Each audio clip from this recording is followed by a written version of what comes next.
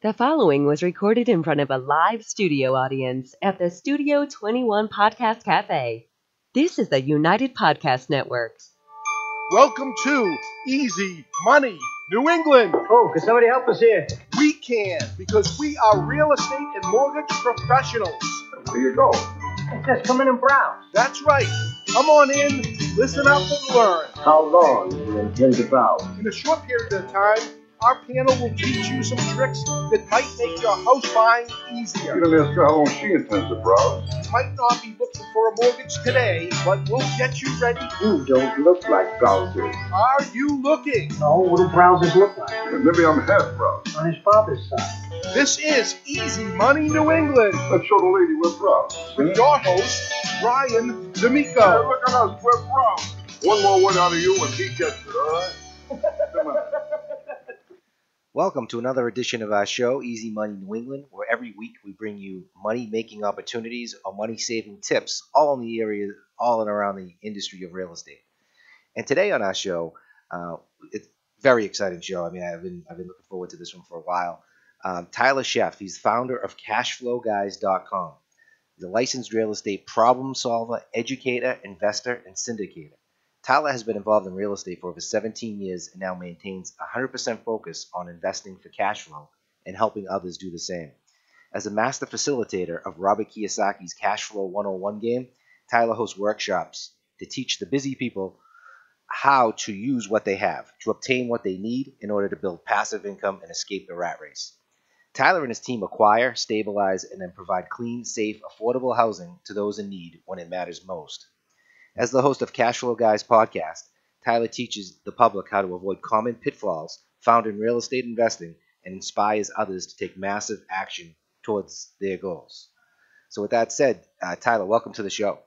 Hey, thanks for having me. I'm looking forward to it. Yeah, so Tyler, I mean, it's a very interesting what you do. I've followed Robert Kiyosaki books and the game, and I love what he actually has to say. But how do you build wealth? And something that you said before is how do you build wealth by finding problems in our properties? Well, see, as a realtor, I was always taught that I should be out looking for sellers, looking for buyers, looking for these people. But instead, what I've discovered is, and the trap that real estate investors fall into is, hey, I'm going to go drive for dollars or drive by, and I'm looking for something that's beat up or tore up, or worse, I'm going to go find a property that's retail and see if I can beat the seller up and get a great price.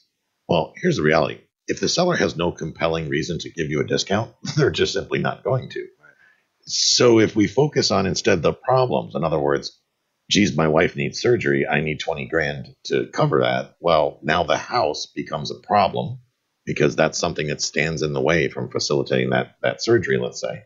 Or you have a bankruptcy or, so you got something going on. The house becomes a vehicle. Instead of a problem, becomes a vehicle towards the solution. So we focus on the actual problems, where finding people that have that compelling need. And today's market, many people feel like you can't find a deal or you can't find a home or something that you're trying to invest in if it's on the MLS or the multiple multiple listing service. I mean, how true is that? I think that's completely false. Here's the thing: people are looking for they spend a lot of time looking for something that's for sale. I call it buying off the shelf. If you're going to be buying off the shelf, then you're going to pay retail. If paying retail is okay with you, great. Because I focus on problems, instead I can go find a property in the MLS, talk to the listing agent, figure out why is the seller selling, because the answer is not always because they want the highest price. The answer might be because I'm going to lose my car, or I got my kid through college, or whatever the reason may be. When I can discover the reason why they're selling, then I can potentially put a deal together that makes sense for everybody. And how would you go about that? I mean, how would you find out that there's a dire need to sell that property, and how important it is to the seller? We invest time talking to people. Instead of blasting them on Facebook and doing all these other crazy means of advertising, instead we reach out to people, and I've got a team of people that will call down certain properties and that are in areas that meet our criteria. First, find out from the listing agents if they're listed, or from the sellers if they're not, why are they selling? Yeah. And depending on the answer, we'll decide if it's a go, no go, and then we'll go to the next step. More importantly, we spend a great deal of time telling the world what we do. We solve real estate related problems. Now, It's very interesting because a lot of people in our market right now, they're doing, fix and flip, fix and flip, fix and flip. But what's really interesting is the buy and hold strategy. I actually did a few flips and they turned out to be flops. It's just, it's a full-time gig and you got to have time. But Yeah. if can you speak a little bit versus buy and hold strategy versus fix and flip and where you focus your time? Well, here's the thing. The government taxes you based on how you earn your money. So if you're somebody that earns your money in piles, you're going to be taxed usually at the highest rates allowed by law. If you earn your money in streams, you are taxed at the lowest rates allowed by law. So once I figured that out, and I read a book by a guy by the name of Tom Wheelwright called Tax-Free Wealth. And it said, if you want to change your tax, you have to change your facts. And I went, well, that's interesting.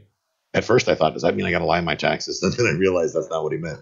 He meant you just have to change how you earn your income. So I too was a house flipper. I've done more flips than I'm willing to admit. Yeah. But and like you, I've had lots of flops in the process. What I also learned is that I was paying the highest tax rates allowable by law, which defeats the purpose. It's very difficult to make a profit when you're being taxed to death.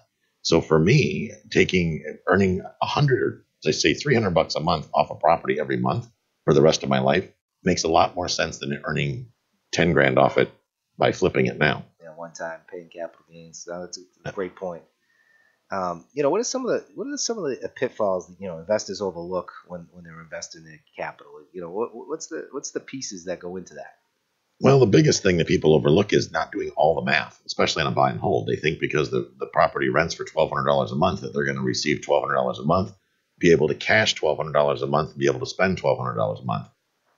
I got news for you. You'll be able to spend $1,200 a month, but it's not going to be on stuff that you want to spend it on. You got to allow for things like property management, maintenance, your mortgage, things like that. And unfortunately, a lot of realtors, a lot of investors don't do a good job of educating the public. They're so focused on the paycheck. They're like, just buy this. It's a great investment. A perfect example of that is I just saw somebody buy a $150,000 house that rents for $750 a month. I said, well, that guy just lost money, a lot of money. Gotcha. Yep. So, you got to do the numbers. You have to break it down, make sure, and what types of returns that investors are looking to make today. Absolutely. This day and age, I see people willing to do deals at a 2 to 4% return, wow, which makes my head shake. So that means that they're buying on speculation, pretty much, that the equity is going to increase, and that's kind of how we all got in trouble before. Is people are buying more on speculation than they are based on cash flow. Absolutely. The only way I buy and the only way I teach people to buy is buy totally on cash flow. I could care less about appreciation. It's exciting when it happens, but when it doesn't, So what are some tips on maximizing profitability as a loan? Let's say we already have a couple pieces of property, and they're doing okay, but they might be making anywhere from $500 to $800 a month. What are some tips to maximize that profit for a landlord? Step number one is figure out exactly what the tenants need and what they value, because what you and I may value doesn't necessarily mean the tenants will value that. Let me give you a quick example of that. Some of the properties I own are in Memphis. I've got properties in great neighborhoods in Memphis. I got properties in not so great neighborhoods in Memphis. And I've got properties in the Tampa Bay area. Now, fortunately, all my stuff in Tampa Bay is in a great market. That said, let's look at the properties that are not in great areas. One would think that putting some flowers outside, maybe some nice landscaping would make all the difference and get me more rent. The reality of it is the people that live in those apartment buildings are so terrified that some punk's going to kick their door in the middle of the night and steal their television. They could care less about my daffodils in the front yard. They want a security door. And a $300 security door can make me $50 a month extra in rent.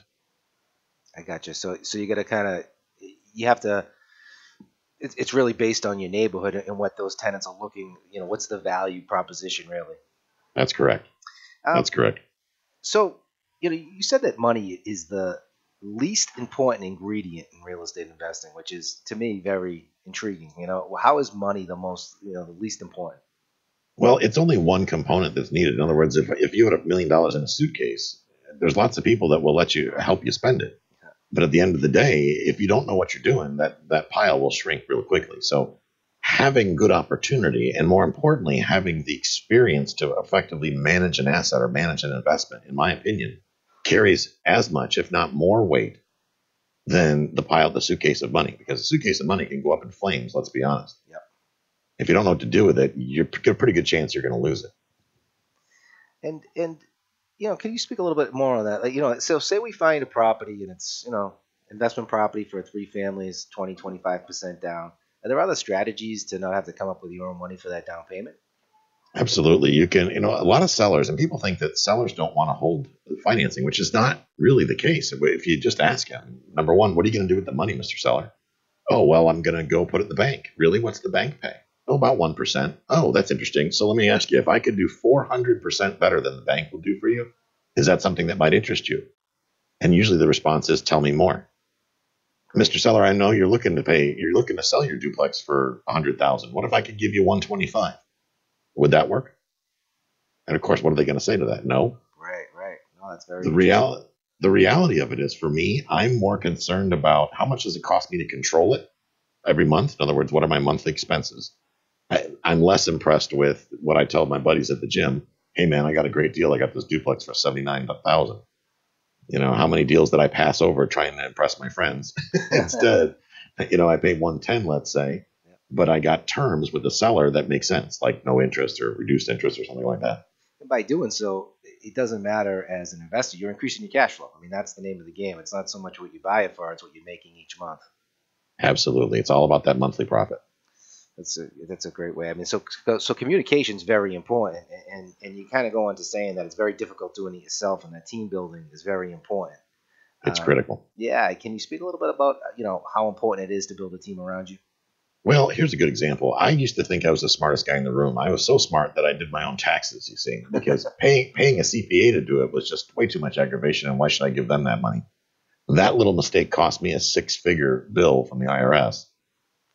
With interest accumulating, I think it was by the hour, by the minute. God knows with the IRS how they do things. But the simple thing, I have tax professionals on my team. I don't even think about anything without talking to them first. So I go in structured properly to make the IRS happy, most importantly, to be completely compliant with all the laws and regulations, and it makes life so much easier because I don't have to pay the penalty of ignorance. Great point. And now you say the communication again with all the sellers or the listing agents. How many people do you have calling around trying to find those problems versus properties? On average, we keep a staff of around a dozen people in different parts of the country doing different things. We were looking for notes. We're also looking for properties. We buy non-performing notes. That's one of the things that we do.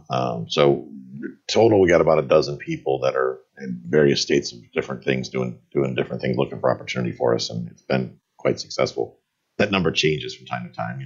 People aren't good enough at it, or they don't follow the training, then they tend to go off into the weeds, and we replace them with somebody else. So, gotcha. Now, one of the if you're driving around right now and listening to this podcast, or most people drive around and they listen to it, or they're on the treadmill or something like that.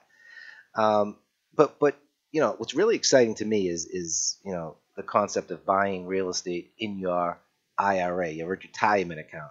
Can you speak a little bit to can you buy real estate in your 401k, or does it have to be an IRA? What types of properties can you buy through and how do you do it? I mean, most people are sitting on some retirement funds, and they're saying, "Oh, the stock market's a little, it's a little frothy. I'd love to get into some, real estate and build my cash flow versus just trying to, time the market." Generally, you have to roll your 401k into a self-directed IRA. The self-direction element, it gives you the choice over what you want to invest in. See, in a traditional 401k, some banker somewhere in a cubicle gets to decide what you invest in. What if they win, then you pay a commission. If they lose, you pay a commission. With a self-directed IRA, you have complete control over what goes on with your investment capital. That's the big difference there. And because it's in your retirement, and is there a certain process besides if you just put it in a self-directed IRA, you're saying you have control over that. You have control over that asset. Whatever you want to do with that account, you can do. But do you get taxed on the income that comes out of there, or does it all go all the way to retirement, working similar to your 401k? Well, there's two different styles of self-directed IRAs, or IRAs in general. There's a Roth and there's a traditional. Now, in a traditional, what you're doing is you're deferring tax for a future period. I'm not a huge fan of deferment, because one thing I have figured out, no matter what Wall Street or Washington tends to try to convince us, is that taxes really never seem to go down. I mean, they make it sound good on CNN or whatever news channel you listen to, but they don't really go down, do they? No. So I don't really want to put taxes off. I'd rather pay them now before the government gets a chance to make more mistakes and charge us more money. So I believe in the Roth option, which instead of being tax deferred is tax exempt. Because you're investing dollars that are already taxed. So you're paying your tax now. Any gains that you make moving forward are completely tax exempt. So, if the people listening out, they listen to you, who do you call for someone? Can they go to your website, cashflowguys.com? They can. I've done a couple of episodes about it, but I would suggest they get with a IRA administrator, and they can basically go into Google, type in their zip code, and just put IRA custodian, self-directed IRA custodian, and that will give them lots of options in their own market. It's very interesting. I mean, you say you don't like paying taxes later on. What are your thoughts around a 1031 exchange? We just did a show on a 1031 exchange, and it sounded very intriguing that you can kind of kick the can, and keep increasing your cash flow. Well, you can keep kicking the can, like your analogy goes, but eventually you're going to trip over the can because the can will get so big you can't kick it anymore. And that's part of my concern is, again, we're putting off the inevitable. Second, the success rate on those, especially in a market like we're in now, is not good. We got a guy right now that's freaking out, posting on Facebook every minute about, I got to move, $1 million in a 1031 immediately. He's got to buy anything in the next 2 weeks or he's going to pay taxes. Well, if you're shopping like that with that mindset, you might be avoiding taxes or not avoiding, but deferring taxes, but you're going to get nuked when you make a purchase. Right, because you might be taking a perfectly good property that makes great ROI and it's an excellent income generator, and then you might be trading and get something that's not so good. Absolutely. But yeah, it's a very interesting concept. Can you talk a little bit about cashflowguys.com and what it is that what you guys promote, and if someone wants to look you up, kind of what program you offer? We started the cashflowguys.com, as my wife and I, because the fact that, and one other person, what we found is that it's very easy to spend $100,000 to learn how to buy a $100,000 house. And unfortunately, I used to say that same sentence with 50,000 as the number, but things go up. Right. So I didn't think you have to spend six figures to learn how to buy a house, because at the end of the day, folks, it's a house. It shouldn't cost $100,000 to learn how to do it. $100,000 to buy it, maybe, but not to learn how to do it. So we wanted to educate the public, and our initial thought was we were going to do it for free. And the podcast does that. The Cashflow Guys podcast is our free source to get all the education needs taken care of via the podcast if you're willing to commit the time to listen. As of late, we discovered the hard way that it's very difficult to provide such a service completely for free forever, and because people want more information. So we do offer some paid courses as well and some mentoring programs. Those are all available on the website, but we've got a YouTube channel and, of course, the podcast. And we try to give away as much as we can because we want people to be able to consume the information. That's more important to us. Yeah, it's very interesting how you're an implementer of, Robert Kiyosaki's cash flow game. What are the age groups on something like that? I know the cash flow game, I was doing some research on it before, and they have a kids version, and then, because let's face it, the schools today, they don't even teach financial literacy. They don't, and frankly, have they ever, for that matter? Maybe in the 50s they did, but the cash flow game changed my life, I'll be honest with you. And cash flow for kids, I have an edition of that, but to be honest with you, we've only played it once. I find that most kids, if they're usually 8 years and up, can handle the adult version if you just keep it simple. They usually do better playing cash flow than adults do because they don't have any preconceived notions. In other words, we haven't totally ruined their brain yet. Right. The adults, sometimes you got to put them in a headlock and give them an oogie a little bit to get them to pay attention to, no, don't pay off your student loan yet. Instead, buy a cash flowing asset. Let the cash flowing asset pay off the student loan. The kids get that. They understand that. Yeah, no, it's pretty interesting. It's something, today that just, there's no financial literacy. I see, I want to get my child started as early as possible for sure. And show that, toys don't bring in a profit. Exactly. But I just want to say, Tyler, thank you very much for your time today. I know you have another engagement soon. And, if anyone wants any more information on Tyler's podcast, or, go to cashflowguys.com. You'll see all his information. And, I'm actually going to take a look at this and go through maybe investing my IRA into real estate. I think it's a great opportunity. And I'm sure you can find out more and more information as you kind of progress. But again, like we like to say, and Ed, you have a question? Yeah, Tyler, this is Ed, the producer. I'm in charge Hey, of Ed. asking dumb questions. So the only property I've ever bought is property for me to live in. Right. Now, if I wanted to get started, you mentioned you have properties all over the country. Obviously, as a starter, I should probably start somewhere I know, Correct. in my local area, even in a neighborhood I know, just so that I understand the dynamics of what goes on in the neighborhood and whether it's trending up or trending down, for example. And if I'm somebody who's got some money and I want to invest in this, but I don't want to be a property manager. How do you go about finding a property manager, and what kind of money would I expect to pay for that? Good question. Generally, that's a great question. I appreciate you asking that. I would start with find somebody in your local area that understands your market, that's doing what you want to do. In other words, another investor that owns rental property, and figure out, and just by simply asking them, invite them out to coffee, who would you recommend for property management? Make that action happen a couple times so you get a couple different recommendations. As far as what the managers charge, it depends on the scope of the property, how big it is, but the running total is somewhere between 5 and say 12%. In other words, a large, big building would be maybe 5 or 6 or 7%. Frankly, I don't think that's enough money. Between you and I, whatever the property manager offers, if I feel they're worth it, I will give them an incentive bonus and say, look, I know you want 10%. Here's the deal. I'm going to give you 15. Don't ever let my phone ring, and make sure everybody pays on time. And that works really, really well. Yeah, that's the kind of investor I want to be. I don't need the phone ringing in the middle of the night with clogged toilets. Yeah, I travel freely around the world. I have no problems with tenants because I've got great managers. And based on what they asked for, I overpay them, which is beautiful. Now they're indebted to me. And you could pay a little more because you're finding properties that cash flow very well. Why Tampa? Why Memphis? I believe I like stable markets where there's a good amount of jobs, where not a whole lot happens, which is Memphis, really. There's a huge amount of employers in Memphis. Memphis is a town that everybody that's there rents. Over 65% of the population of the city of Memphis are renters. That means I have a lot of tenants at my disposal if I need them. I wouldn't want to be in a place like, I don't know, pick a market where everybody owns, conversely, and you're the only guy in town, like some towns I know out, like Montana, South Dakota. There's 3 rental properties available, which means there's only 3 people out there looking to rent. Everybody else owns. I wouldn't want to be in that kind of a market. Very interesting. So, does landlord law? I'm sure landlord laws vary from state to state. Is there any benefits of the markets? Do you look at that before you invest in the market as well?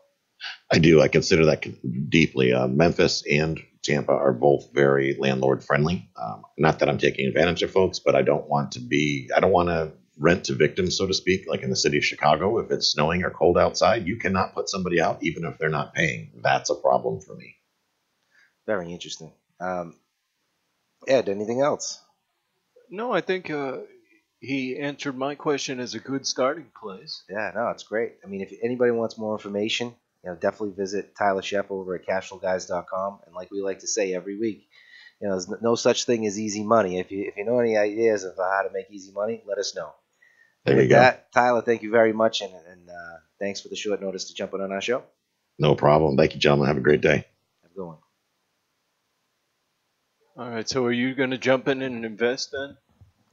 Yeah, I mean, I'm looking at this whole retirement thing where I feel like the market is a little frothy. I know real estate prices are a little frothy, but hey, Memphis or Tampa, you got to kind of look around the country. I mean, I know the areas around this, in this neck of the woods, you maybe not be able to cash flow as much as you'd like. Yeah. But by listening to Tyler and seeing that you can do it with a property manager and not get built by doing it, very interesting. I'll be all over this. It makes a lot of sense to me to diversify a little bit. All my money's tied up in the market right now, and like you, I'm sort of questioning. Okay, are we seeing a little bit of an overvaluation of the real estate market? So I think it's a good hedge. Yeah, with everything that's going on and political or geopolitical, you really can't control. What's going on. But I mean, can you control cash flow through real estate? I believe you can, because that rental income is not going to just drop overnight. Right. But you got to get a good. I would be a terrible property manager. Yeah, that was my big concern in jumping in. I don't want to be involved. I have problems changing light bulbs. All right, thank you very much. It's a new day, it's a new way. Call 877-NEW-FED1. It's a new way. Hi folks, it's DAmico, owner of New Fed Mortgage, and I'm really excited to introduce Fast Track Mortgage, our new online system that gets you approved in less than 15 minutes. Whether it's a refinance or a new purchase, just go to newfed.com anytime, day or night, and click on the Fast Track Mortgage button. Fill out the form, and within 15 minutes, we'll approve your loan at the lowest rate possible. Don't waste time dealing with big banks. We're local and here to help you close your loan fast. Just go to newfed.com 24/7 and get approved in less than 15 minutes. Fast Track from New Fed Mortgage.